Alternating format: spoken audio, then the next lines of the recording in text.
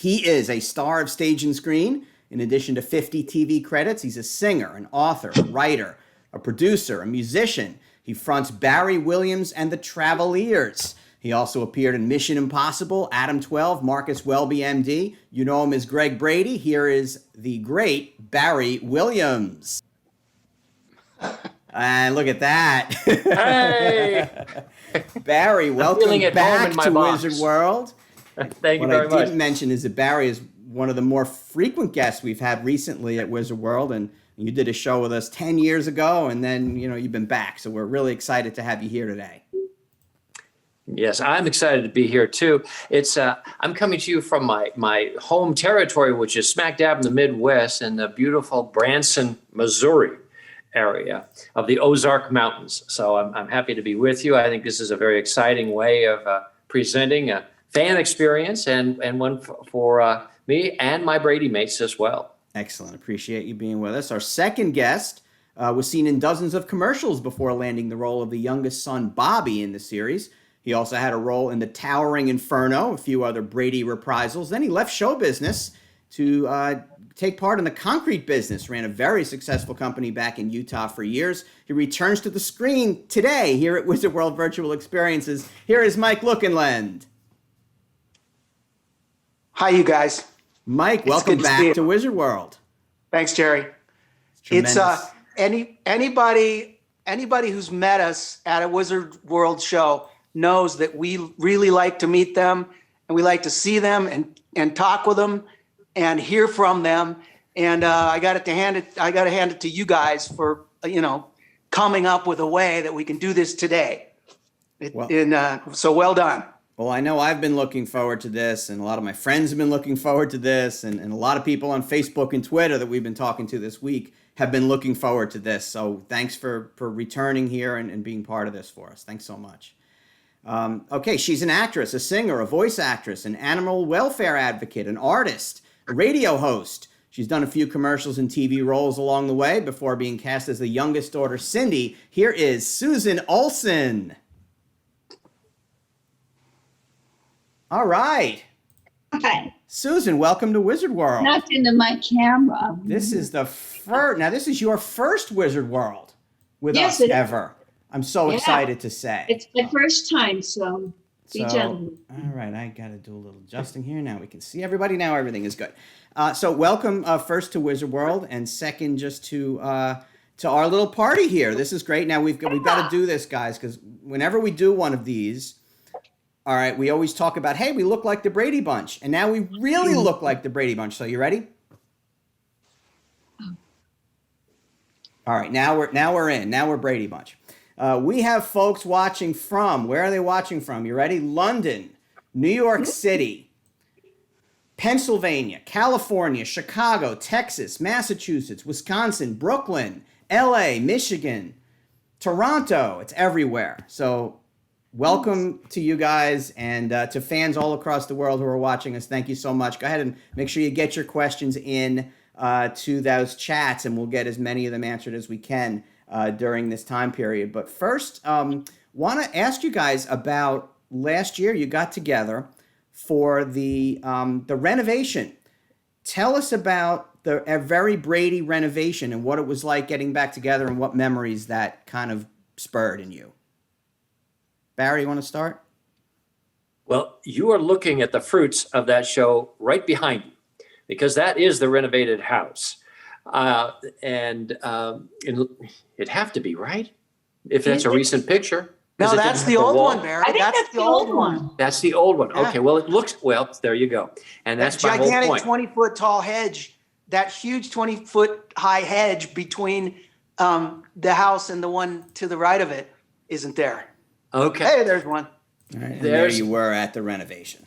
At the renovation. Well, that was kind of my point, is that it looks exactly the same now, but it didn't look the same on the inside. We had a great time. It was a year-long process with HGTV. They call it a renovation. I call it a demolition construction project, because there wasn't much that resembled our set, but it sure does now. It was great fun, and great fun for all of us to be together. not just together, but also being ourselves and not playing roles, because it wasn't Greg and Bobby and Cindy there. It was Barry and Mike and Susan. And When we were people- as ourselves. When people ask, we've done, you guys might know the number, but it's at least 10 or 12 reunion shows in one form or another. And when people ask me now, what was your favorite reunion show you did over the years? And I say, hands down, it's that one. It's the renovation show. It was such a blast and so much fun. And they treated us so well. And the outcome was so amazing.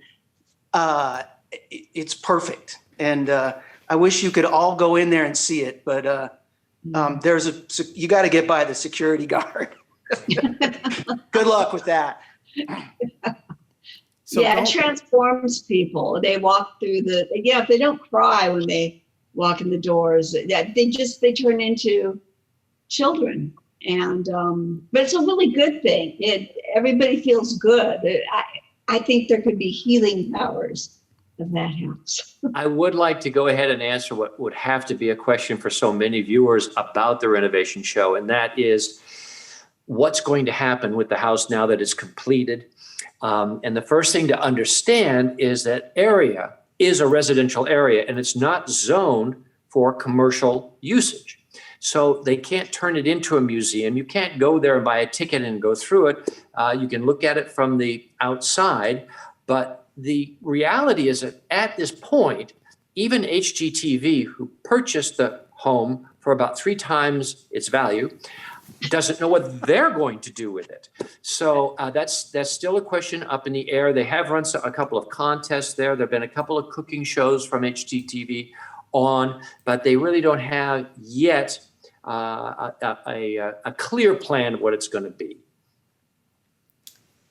First question coming from the fans, and we'll start with this one. Eric Levitt 387 asks what it was like working with Florence Henderson, and what was your favorite funny scene you did with Florence? Susan, we'll start with you on that. Well, one of the funniest things that she did, it sort of spoiled me, because now if you look at like the gag reel at the end of movies, got them on DVD, they're nothing. Florence would create gag reels, and Florence would deliberately mess up the scene in a way that was so funny, just because she knew that, this is back in the days of film, and it would get developed overnight, and then the producers and everybody would watch it the next day during lunch. So she'd do this to give everybody a laugh. And my favorite was one of the times when Robert Reed, playing Mike Brady, walked in the door, and always it was, "Honey, I'm home." And she took off her shoes and threw them at him and goes, "Get out of here, you old fart. I'm sick and tired of you coming home." And just shocked him. So she would do little things like that, grabbing Joe Namath by the neck and having him carry her away when we were all saying goodbye to him. They take me away from all these horrible children. So she was just funny. And that was part of her way of making the set a funny place. I mean, everybody loved her. The grips, the cameramen, the electricians. She was great. She could Why don't we do this together? We got to go have lunch because my boat's double docked. My boat's double docked. I got to go. Yeah. Film production can be a little bit on the intense side, and when you get behind schedule, there's a lot at stake, and she could just light up the room and lighten the mood with one glib comment. And she was, I realize now that she was about the same age as my mother, which seems incredibly young now. And our parents, even though they were never on camera, and Florence, we were this big giant melded family, and that's one reason it all worked out so nicely, is because we treated each other like family, on screen and off. It's interesting how, Michael, how the the roles, we each of us kind of assumed aspects of the roles, and Florence was no exception.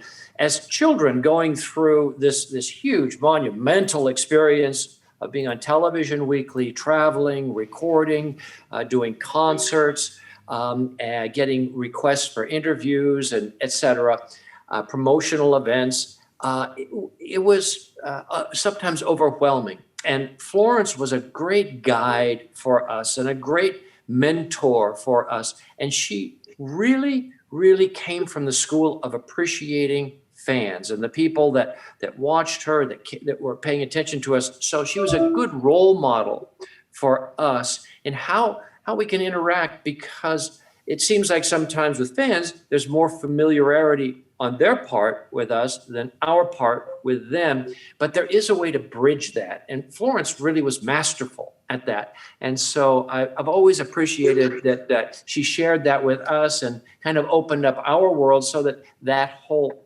aspect of our lives it could be opened up and enjoyed.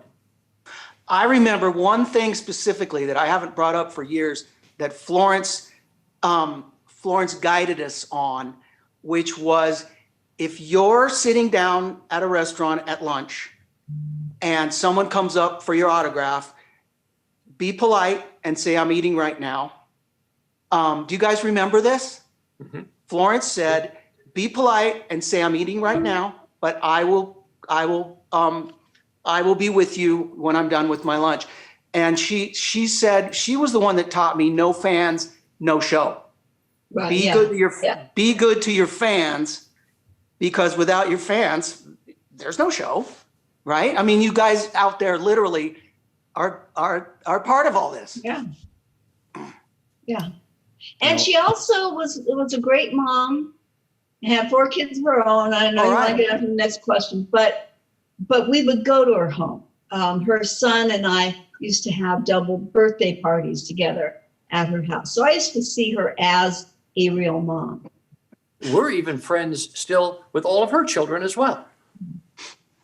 Well, along the same lines, that is a question from Sean, from Linda in New Zealand. So she's gotten up early to watch us the next day here in New Zealand. Wanted to know if Florence and Robert Reed were like real parents to you on the set. I think especially for us younger ones, because when we started up doing the Bradys, which is the last incarnation of a TV show for us, and I really didn't want to be an actress at the time, and they called me, and so I was doing it, and I was on the set, and I was very, very nervous, and I saw Florence and Bob enter the stage together. And there was this instant feeling over me of, oh, Mom and Dad are here. It's going to be okay. We each had our own families, obviously, that we would each go back to every day after work. So to me, their influence was more professional guidance. But the answer is still yes. They were, like I said, we were all like one big giant family. That's right. And the other thing about both of them, and I think Susan particularly appreciated this, they didn't treat us like kids or like we're in the way. They treated us like young adults, like people, like professionals, colleagues, peers. And rather than being parental with guidance, they would offer advice. But for instance, Robert Reed, who's a classically trained actor from the Royal Academy and had a lot of experience with the classics on stage and brought all of that to the television show, would play acting games with us. So we had scenes and we would read them, and sometimes we would play theatrical games. For instance, speed read-throughs. So we'd all say our lines as fast as we could. Sometimes we would change roles, and I might play Bobby's role, and et cetera, mix them up so that we could kind of understand points of view. And then we would talk about what's the point of this scene, and then we would make up a different one and see if we could achieve that, so that we could learn our craft. And they were very supportive of our careers and our interests and where we were headed when the show was to end. Yeah, and that too, because even though you guys had done some roles and some things before, for all of you, I think this was obviously your first kind of big, and they made you feel comfortable, which is kind of really important.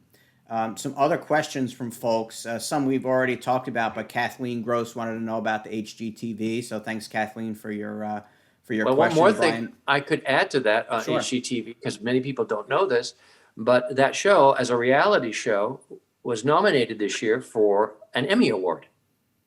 It's really good, and folks who love this series and some of the other iterations, if you haven't gone and watched the HGTV, it's going to bring back a lot of memories, obviously, from seeing the way the rooms are done. But it's just very well done television. HGTV does everything well, and it stands alone as a monumental piece of work, if you ask me, because they not only had to work around all of our schedules and all of the HGTV hosts' schedules, they also had to do this massive renovation in a tight space and make a TV show all at the same time.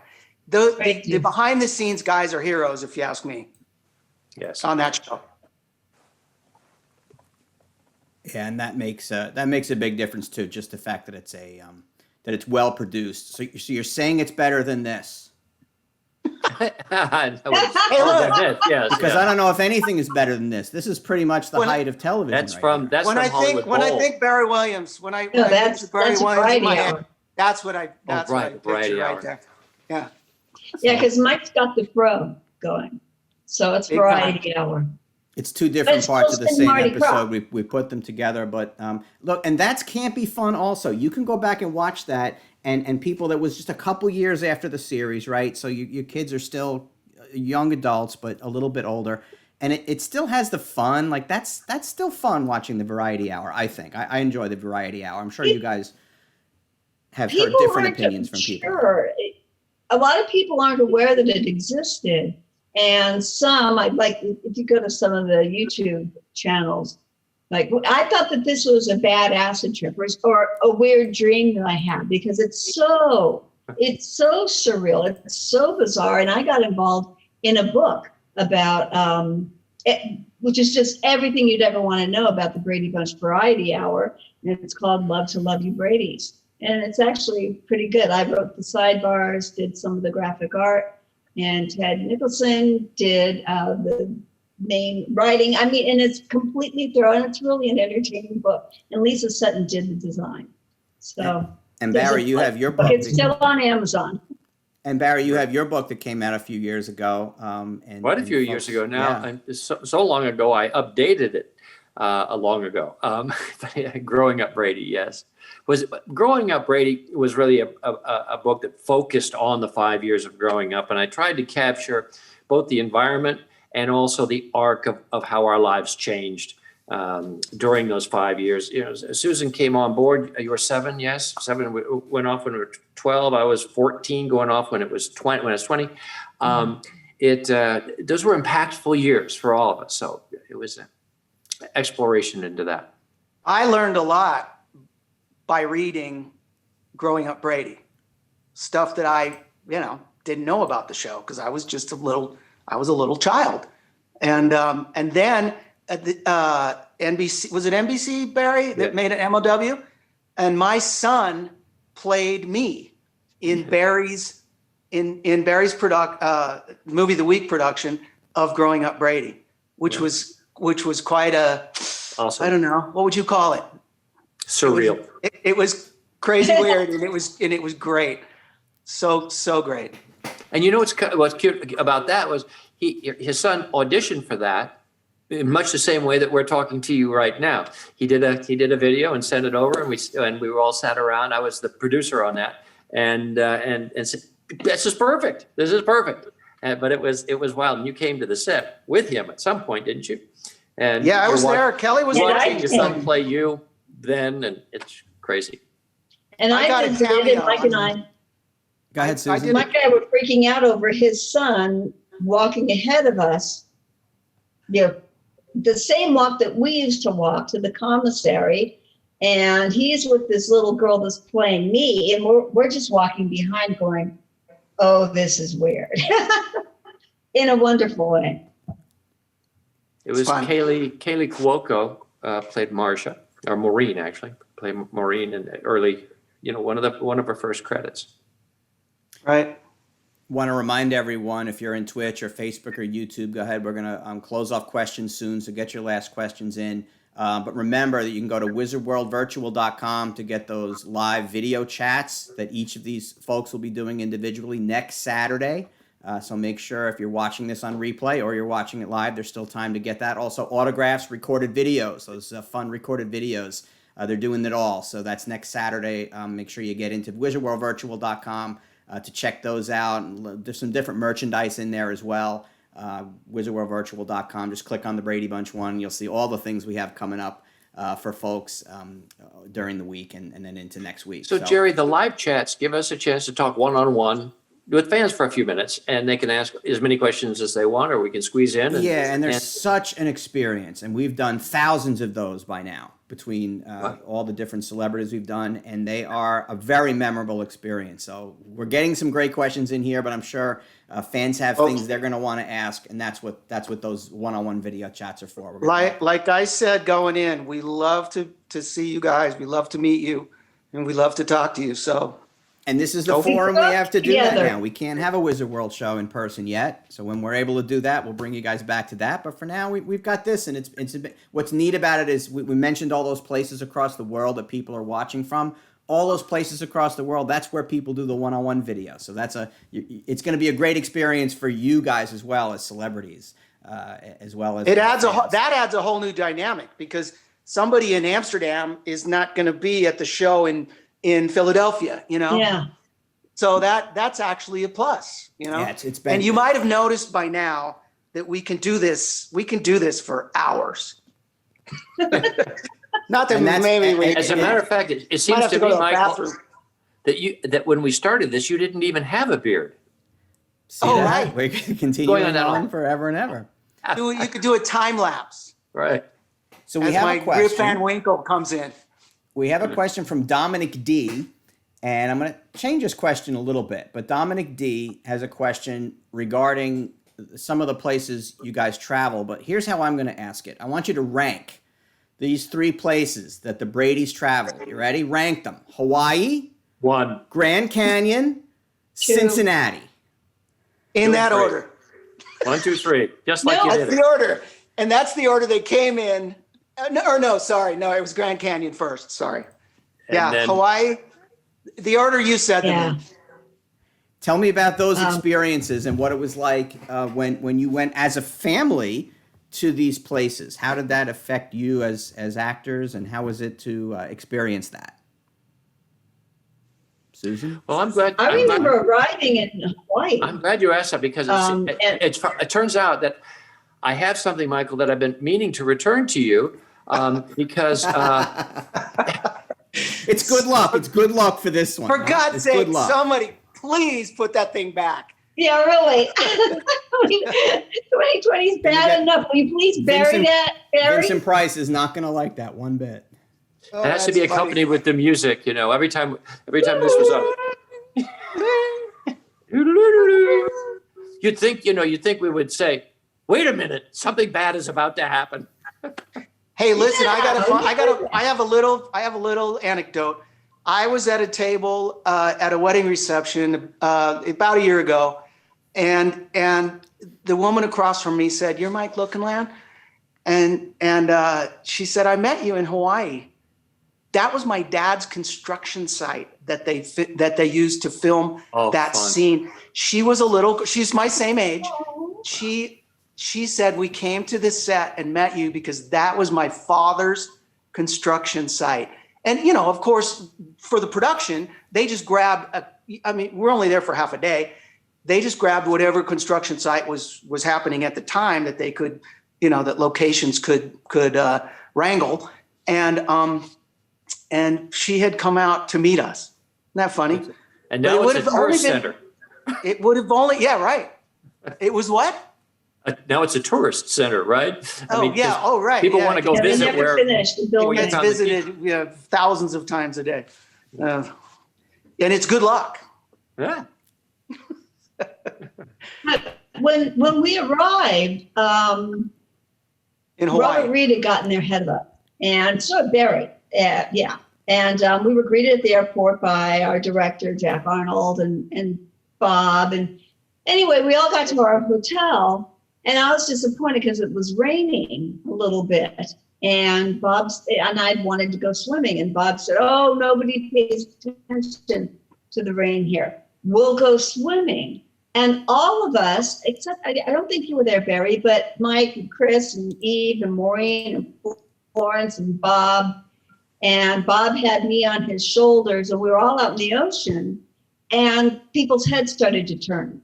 And they'd see one. Oh, wait, there's another. And Great. I remember feeling very proud, thinking, well, they must think that we're a real family. And I was proud of that, because there we were getting along like a real family, because we did get along like a real family.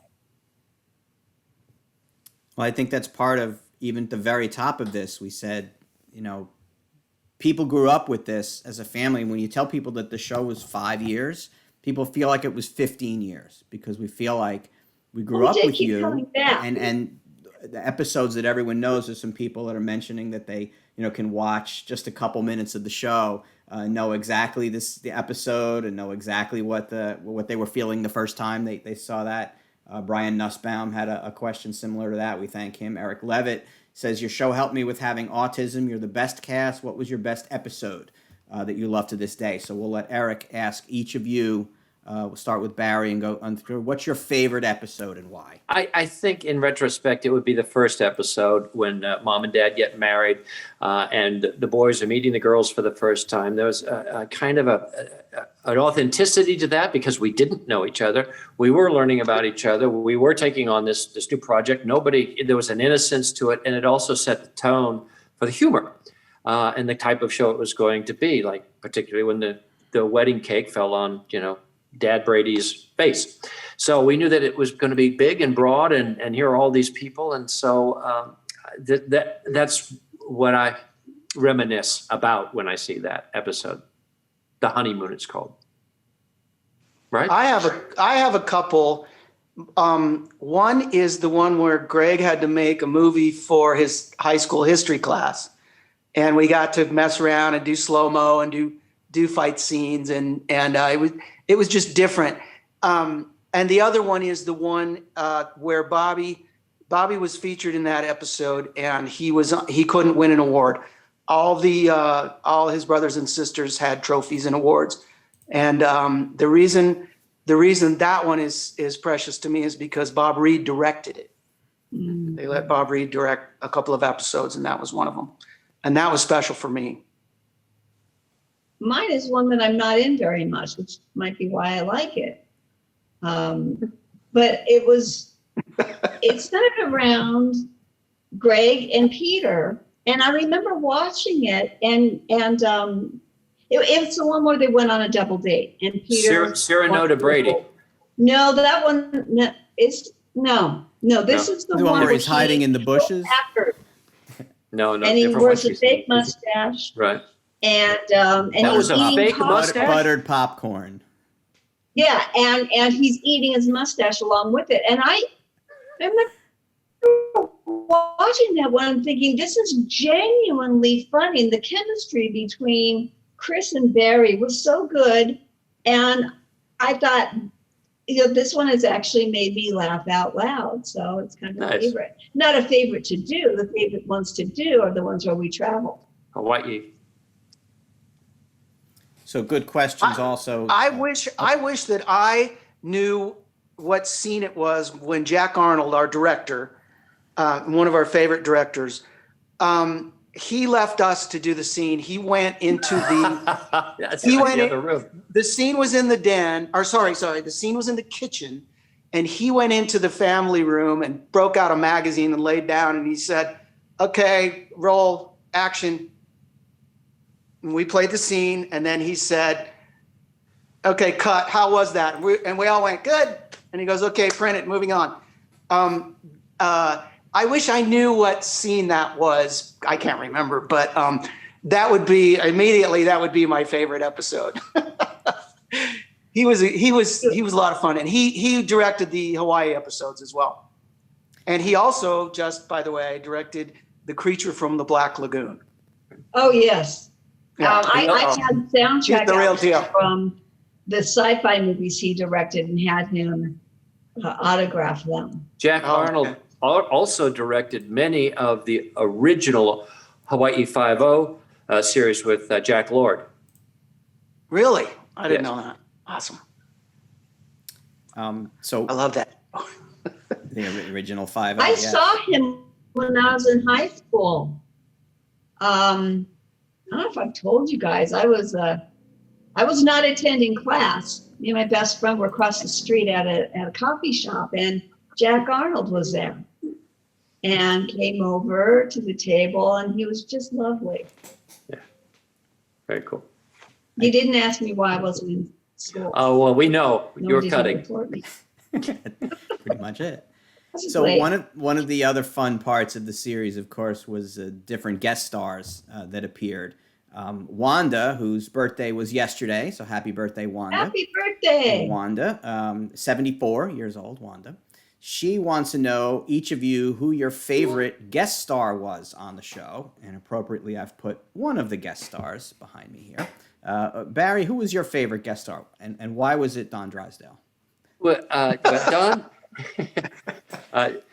Don, of course, is the iconic Dodger pitcher, and I was just learning about baseball when they were in the World Series, and he's a very large man, 6'5", and he can be quite intimidating, but was really very kind and took time with us. He played catch with Michael and Chris and I in the backyard, and really did show me how to throw a curveball, and so I was very impressed. And as a budding baseball Little League player myself, that was quite a thrill. And Mike? Joe Namath. Oh, Hard to beat that. Yeah, it was like church when Joe Namath was walking, through the stage. People were reverent. I mean, he was the biggest thing ever, but he was completely casual and very cool and fun to be around. And he told me a few years ago, when we actually were together at an autograph show briefly. He said, Mike, hardly a day goes by in my life that somebody doesn't ask me, what was it like to be on the Brady Bunch? And so, as big as he is and was and still is, we're the Brady Bunch is it's just something that everybody has some sort of touch with. And it's been a real pleasure to be part of something like that for all these years.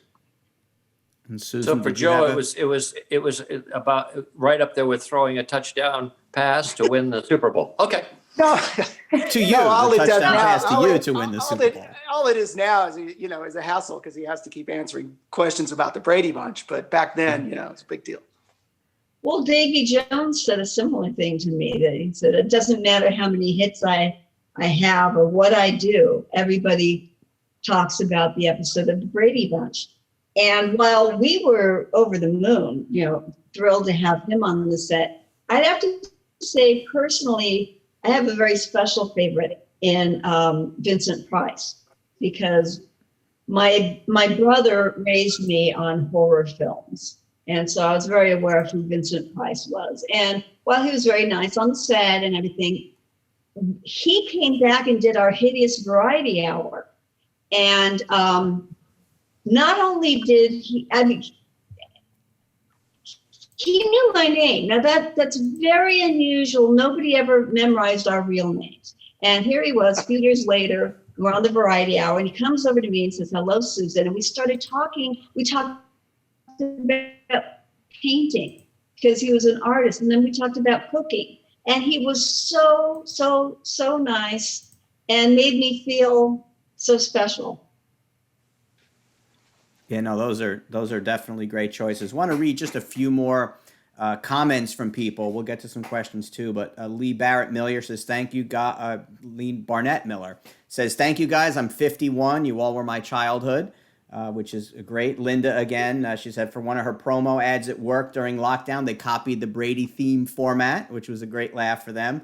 Bertha Miller has some virtual hugs for you. So thank you, Bertha. And Brady World has a question that I'll alter slightly. They want to know about a Very Brady musical, but I also want to know, in the same vein as that, just talk about you guys branched off into your own, what was a real touring singing group. What were some of your favorite songs that you performed? Our parents made those costumes that are up there behind you. Our parents literally made those costumes. Sewing machines. Isn't that nice? Yeah. And we got up on stage and did a number. I wish I had some more video of that, because it was a lot of fun. Yeah, the only commercial video of us performing live was at the Hollywood Bowl, an evening with Puff and Stuff and Sid and Marty Krofft characters, and we did a couple of numbers. And it's really funny because my son is in a band and they were auditioning singers, and the singer, I was there, and the singer wanted to sing Long Tall Sally. And, afterwards, my son and I are talking, I'm like, I sang that song at the Hollywood Bowl. Mike's like, really? And I found the video and I texted it to him. He's like, wow. I was at a Grateful Dead concert when I was about 18, and it was at the Orange Show in Orange County. And the Grateful Dead came on, they would encore sometimes with Johnny B. Good. And it kind of freaked me out just a little that I had sang Johnny B. Good on that exact same stage. Wow. Is that crazy? Is that wild? I love it. A plane crashed into that building and it burned to the ground. Just, there's a little tidbit of historical information. It really would have been cool if Jerry F. Garcia for encore had done Sunshine Day. Right. That would have blown everyone's mind. Yeah. For sure. Would have got everybody smiling. More than usual. Actually, people would have liked it. I'm sure he would have put a great twist on it. So a couple more comments. Linda, again in New Zealand, who's one of our favorite viewers of all of our experiences, says, thank you, Brady Bunch cast, for the virtual experience today. You were perfectly cast. We love watching your show forever. Thank you, Wizard World. Janelle Craner says, I'm 5 again. This is fantastic. I mean, I agree with Janelle. We all feel when we're transported back to another time. A lot of us saw this show, may have missed it. It was just below the time when it would have been, but it was on reruns forever and ever. And it lives forever. You cannot go, a trip around the dial on a day and not find it somewhere, which is really great. Sabrina Worf says, so the Brady Bunch boxes was like a premonition for the future, meaning now we're all on these Zoom chats and Zoom calls, and everyone calls it. Some call it the Hollywood Squares. Most of us prefer to call it the Brady Bunch one. So thank you for that comment, Sabrina. We'll probably do one more quick question, and then we'll kind of run it around. What happened to Fluffy and Tiger, guys? I mean, Fluffy disappears right away, and Tiger. Tiger, we'll start with Mike, because Mike, I think you were the closest to Tiger. You had the real close Tiger episodes there. Yeah, Fluffy was a one-shot deal. She was the motivation for the cake in the face gag in the pilot, right? Tiger. Oh, look, he's. You were prepared with the background. With the dead laurels behind the thing. They let us paint that. Cat house. Fluffy's house stuck around for a while, but there was no Fluffy. Fluffy. Anyway, I'm going to defer to Susan for the Tiger story. How much time you got? Go, Susan. The tiger. Well, I'm Ellie Mae Clampett here. Fluffy was actually a boy because 75 to 80% of all orange tabbies are male. But Tiger, the original tiger's name was Chip, and he was only in the pilot. Our next tiger, I believe his name was Rupert. You're right. I remember him as being the friendliest. He got hit by a truck, and they had to replace him during his big episode where Jan gets allergic to Tiger. And so I don't know how the trainer did it, but he found a dog that looked just like Tiger, brought him in, but he wasn't trained. And so they actually had to nail the dog's collar to the floor to get him to stay in place so that all the boys could say goodbye to Tiger. Because he was, and they didn't nail the dog, they just nailed the collar. Still was pretty mean, but they had to get him to stay still. He wasn't Susan, trained. which Anyway. one was in A Boy and His Dog with Don Johnson?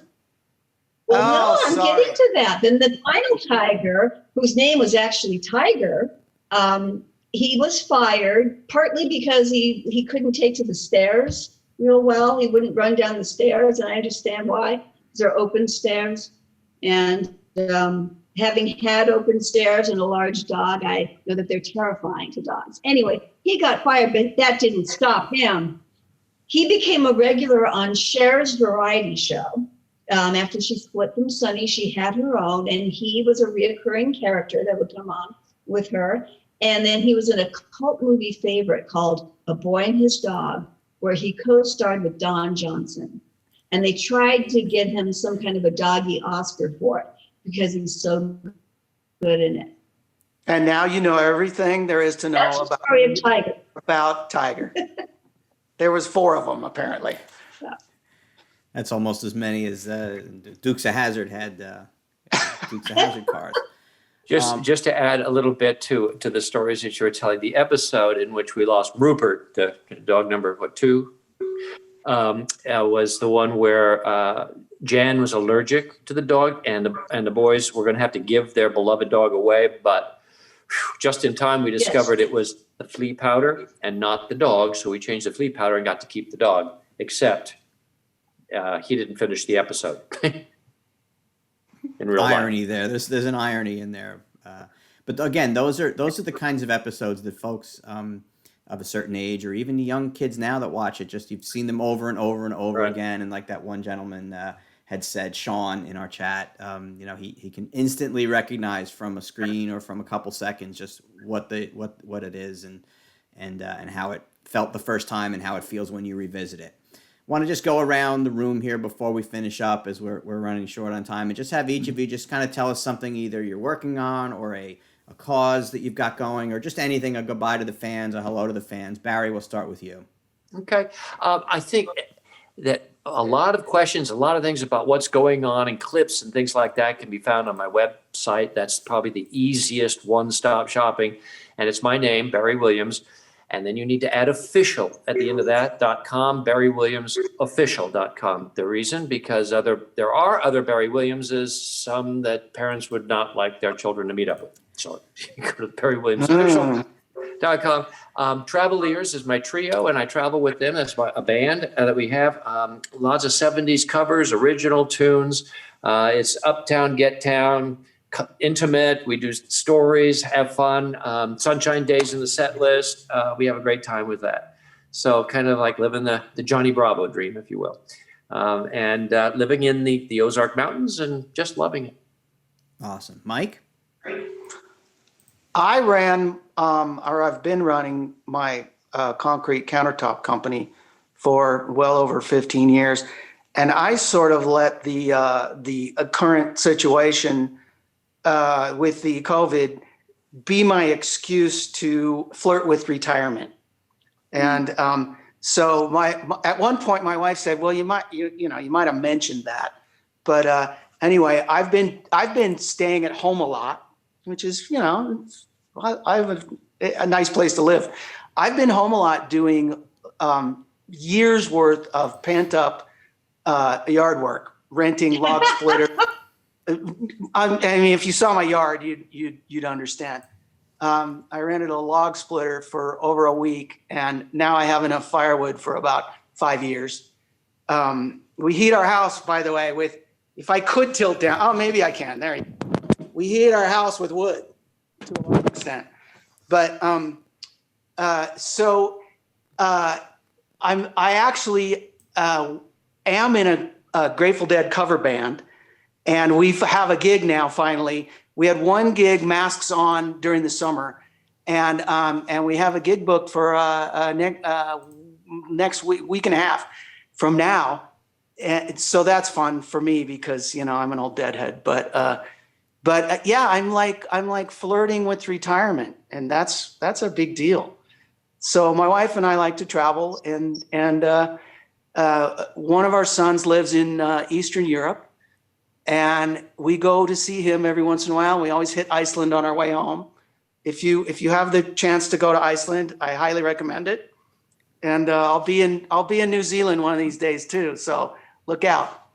You know, life is good. Life is good to date. Isn't that brings up one thing I've always wanted to point out, is that what are the chances that all 6 of us, there's only 3 of us here now, but what are the chances that all 6 of us kids, I see you nodding, would have turned out, like made it this far into our 60s, almost. Me and Susan are the only ones that aren't in our 60s quite yet.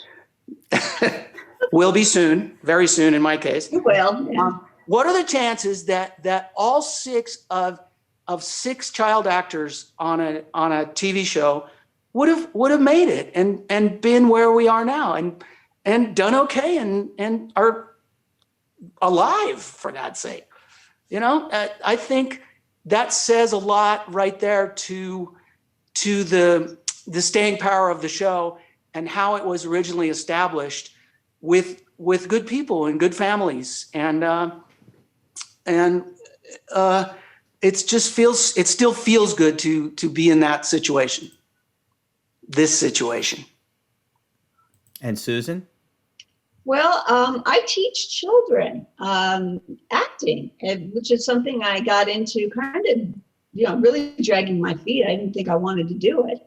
And my boss convinced me, and she runs Vibe Performing Arts Studios in Santa Clarita, California, where there's music, there's even magic. I mean, there's all kinds of performing arts. There's my cat Fluffy. Fluffy.